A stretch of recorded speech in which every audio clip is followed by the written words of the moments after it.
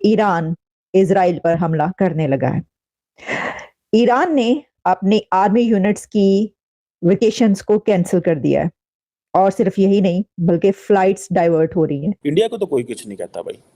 वो तो कहते हैं भाई आए कारोबार करें, बिजनेस करें। इंडिया इंडिया किसी को लेक्चर नहीं देने देता।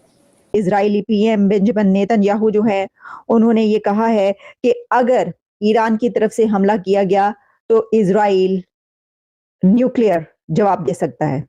मैंने आपको पहले बताया था ईएमपी, इलेक्ट्रोमैग्नेटिक पल्स बम। ये वो बम है कि जो हलाकतें तो नहीं करेगा लोगों की इतनी हलाकतें नहीं होंगी, बल्कि उससे ये होगा कि जो ईरान का पूरा सिस्टम है वो जैम हो जाएगा। ईरान की devices, electronic devices, internet devices, जितनी भी डिवाइसेस जिस पर कोई कंट्री चलता है, वो तमाम डिवाइसेस जो हैं वो जैम हो जाएंगी। अब नरेंद्र मोदी इस वक्त इलेक्शन कैंपेन में है। जब ये पता चलेगा कि एप्पल की जो नई हाउसिंग प्रोजेक्ट है वो 19 साल से लेके 24 साल की खवातीन के लिए घर बनाएंगे, फैक्ट्री वर्कर्स के लिए। क्यों घर बनाएंगे? इंडिया का एक माहौल है।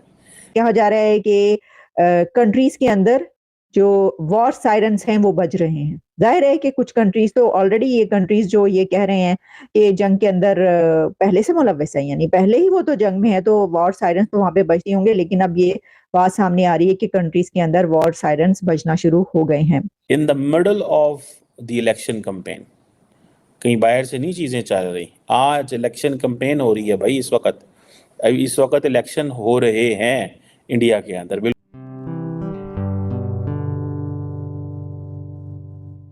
नमस्ते दोस्तों, जय हिंद। निक न्यूज़ बर्नर की रिएक्शन वीडियो में आप सभी का स्वागत है। दोस्तों, आप सभी जानते हैं ईरान और इजराइल के बीच में विवाद चल रहा है और वो विवाद बढ़ता ही जा रहा है। इस विवाद के चलते ईरान ने इजराइल को धमकी दे दी है।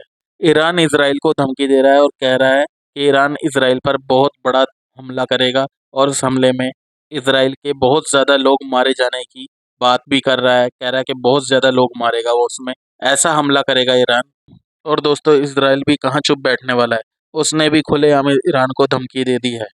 ईरान को धमकी देते हुए इजराइल ने यह भी कहा कि अगर ईरान ने इजराइल पर हमला किया तो इजराइल ईरान को नहीं छोड़ेगा। इजराइल एक ही हमले में ईरान को स्टोन एज में ढकेल देगा, और वो भी एक बॉम्ब का इस्तेमाल करके, और वो है ईएमपी बॉम्ब।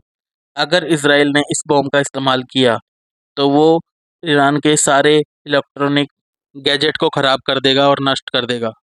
जितने भी इलेक्ट्रॉनिक सामान हैं और गैजेट हैं ईरान के, उन सबको ख़राब कर देगा और ईरान अपने इलेक्ट्रॉनिक सामान को यूज़ नहीं कर पाएगा और ईरान बहुत बुरी तरह से इजराइल से हार जाएगा।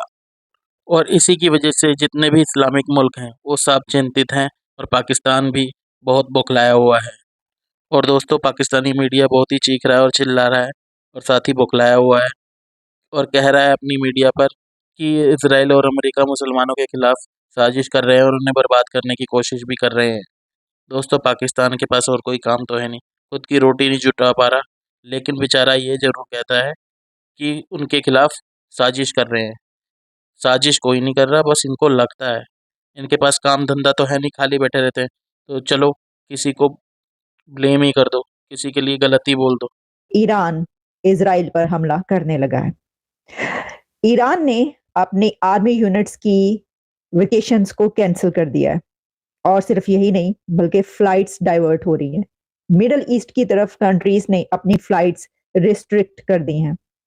मिडल ईस्ट की तरफ तमाम फ्लाइट्स जो जा रही थी उनको रिस्ट्रिक्ट कर दिया गया है, वहां पे फ्लाइट्स अब नहीं पहुंच रही।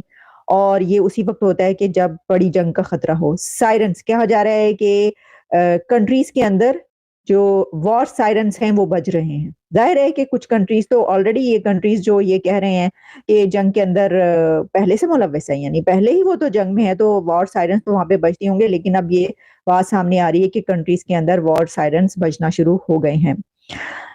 पूरी दुनिया की जो लीडरशिप है इस वक्त वो टेलीफोन कर रही है। सेक्रेटरी ब्लिंकन जो है उन्होंने अपने काउंटर पार्ट्स को पूरी दुनिया में टेलीफोन किए हैं पिछले चंद घंटों के अंदर। लगातार कॉन्टिन्यूसली जो है वो फोन पर बात कर रहे हैं। US secretary state dialled his counterparts in Saudi Arabia, Turkey, China.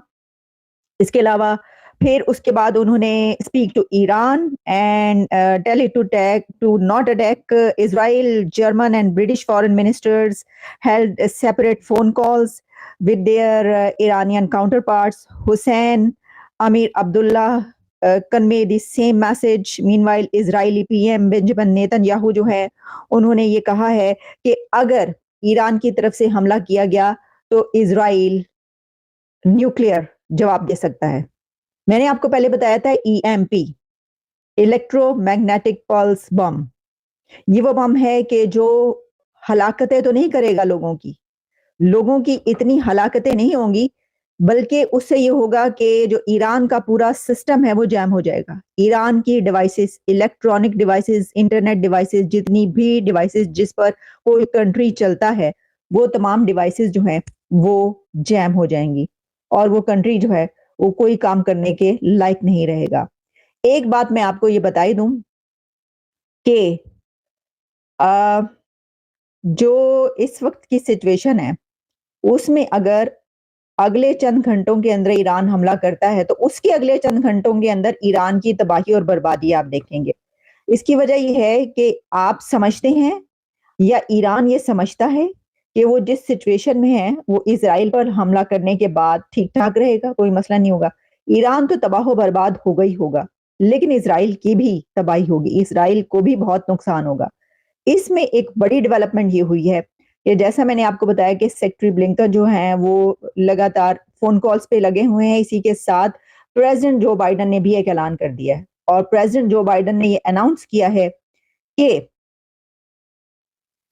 जो आयरन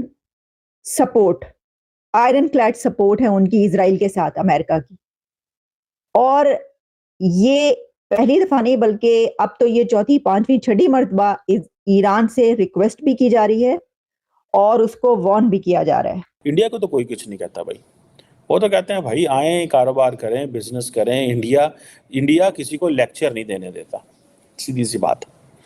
अब वो किसी को लेक्चर नहीं देने देते, वो कहते हैं वो लेक्चर के ज़माने गुजर गए। ठीक है जी। अब देखें ना कि अब नरेंद्र मोदी इस वक्त इलेक्शन कैंपेन में है। जब ये पता चलेगा कि एप्पल की जो नई हाउसिंग प्रोजेक्ट है वो 19 साल से लेके 24 साल की ख़वातीन के लिए घर बनाएंगे, फैक्ट्री वर्कर्स के लिए। क्यों घर बनाएंगे? इंडिया का एक माहौल है, इंडिया के अंदर ऑब्वियसली ख़वातीन मतलब जितना भी इंडिया थोड़ा लिबरल हो रहा है या सोसाइटी में तब्दीलियाँ आ रही हैं, लेकिन याद रखें वहाँ पे जो कल्चरल एंड सोसाइटी है वो एक कंजर्वेटिव है। जैसे पाकिस्तान में तो बहुत ज़्यादा कंजर्वेटिव है, इंडिया के अंदर भी कल्चरल ख़वातीन के लिए जो माहौल है वो डिफरेंट है। ठीक है, सो वो समझते होंगे for the safety of the women हमें घर चाहिए, तो ख़वातीन के लिए तो बहुत इंपॉर्टेंट चीज़ है। एंड देन क्योंकि बहुत सारी ख़वातीन जो हैं वो रेंटेड अकोमोडेशन में रहती हैं, बिकॉज वो अपने घरों से, अपने जहाँ उनका होम टाउन होता है वहाँ से दूर उन्हें जॉब के लिए जाना पड़ता है और उनको घर ढूंढने पड़ते हैं। ठीक है जी। रहना कहीं और पड़ता है, घर कहीं और ढूंढने पड़ते हैं, तो उनके लिए ख़वातीन के लिए वो जो घर बना रहे हैं, मैं समझता हूँ ये उनको बहुत लुकिंग एट दी सोसाइटियल जो नॉर्म्स, कल्चर्स, वैल्यूज़ को देखते हुए ये जो लॉन्ग डिस्टेंस रेंटेड अपार्टमेंट्स होते हैं, अकोमोडेशंस होती हैं, वर्क प्लेस से दूर होती हैं, फिर ख़वातीन का मसले होते हैं। ठीक है, एंड देन लोग टाइम पे नहीं पहुँचते, इस तरह की चीज़ें हैं। So it's better to keep them in those places. ठीक है जी। तो इस तरह की चीज़ें जो है मैं समझता हूँ कि ये दीज आर देयर एंड ये अब एक तरफ नरेंद्र मोदी साहब को बड़ा टका के फ़ायदा हो रहा है जी, इससे बहुत टका के फ़ायदा हो रहा है, कोई माने या ना माने, लेकिन उनको फ़ायदा ये हो रहा है कि in the middle of the election campaign, कहीं बाहर से नहीं चीज़ें चल रही, आज इलेक्शन कैंपेन हो रही है भाई। इस वक्त इलेक्शन हो रहे हैं इंडिया के अंदर। बिल्कुल आप समझें कि बिल्कुल वो तैयार बैठे हुए हैं और वो तैयार बैठे हुए हैं और वो कह रहे हैं कि जनाब हम नौकरियां लेके आ रहे हैं। सो जब वो नौकरियां लेके आ रहे हैं तो फ़ायदा किसको होता है? टेक्निकली रूलिंग पार्टी को ही होता है और किसी को नहीं टेक्निकली उसका फ़ायदा होता। दोस्तों अगर आपको हमारी वीडियो पसंद आई है तो प्लीज़ लाइक ज़रूर करें और साथ में शेयर करना ना भूलें। और साथ ही दोस्तों ऐसी ही लेटेस्ट वीडियो देखने के लिए हमारे चैनल को सब्सक्राइब करें, साथ ही बेल का आइकन जरूर दबाएं ताकि सबसे पहले आपको हमारी वीडियो की नोटिफिकेशन मिल सके। धन्यवाद।